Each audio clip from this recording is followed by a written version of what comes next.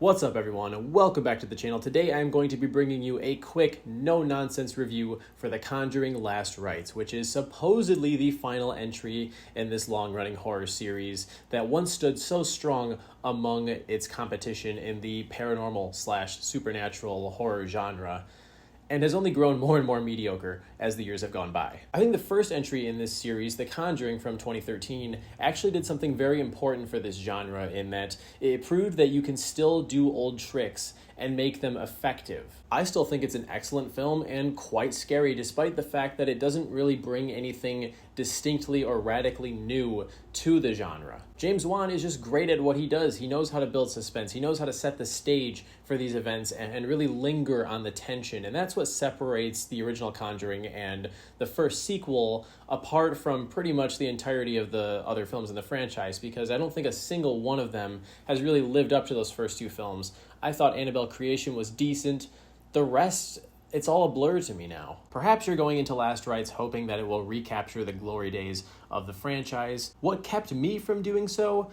2 words: Michael Chavez. One phenomenon that I absolutely despise in Hollywood is when people make garbage and get promoted for it. And the director of Last Rites, Michael Chavez, somehow managed to fail upwards after making The Curse of La Llorona, arguably one of the worst studio horror films in the last decade or so. And now here he is inheriting James Wan's second most popular IP. I say second most because I think Saw is still more popular than The Conjuring. But there are so many other interesting directors and auteurs out there who could bring their own unique sauce to this franchise, and instead we get this flavorless imitation of what Wan did with those first 2 films. Much like the other 3, this movie is based on true stories, but regardless of your belief in the supernatural or lack thereof, I think we can all agree that that statement is made very loosely. And quite frankly, it's better that way.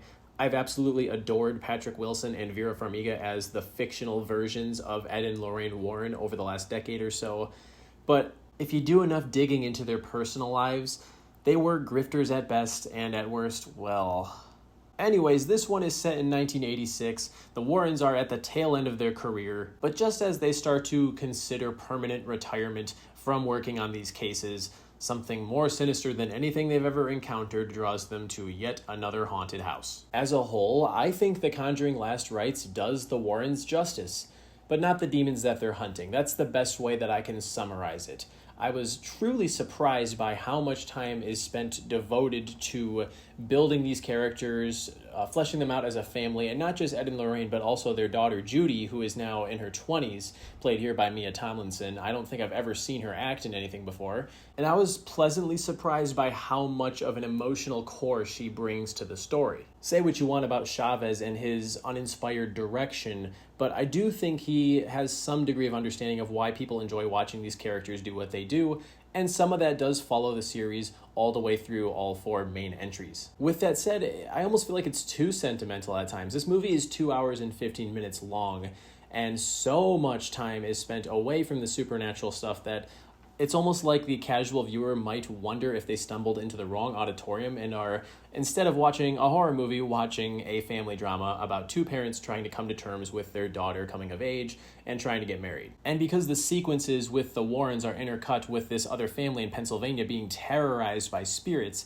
it's almost like a tug of war back and forth between these vastly different tones. It's a good-looking film, I'll give it that.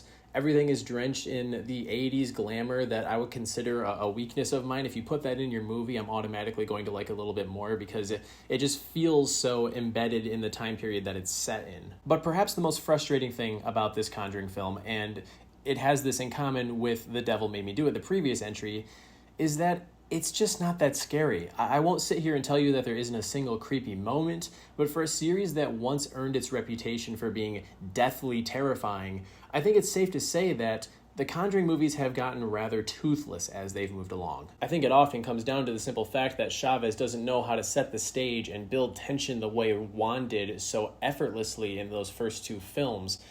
And I think part of the problem is it always builds to a jump scare, right? In this movie, every single moment of suspense you know is going to lead to something popping out of a dark corner and making a loud noise. And that didn't always happen in the first 2 films. There are sequences in those movies in which the tension just simmers and it builds and it leaves you thinking you're going to get jumped, but it never happens. And that's almost more scary. There's nothing in here that's surprising. It's just predictable. Think back to the opening of The Conjuring 2. Lorraine investigates the Amityville house by basically living through the POV of the murderer, and that was just such a unique way to present that information to the audience.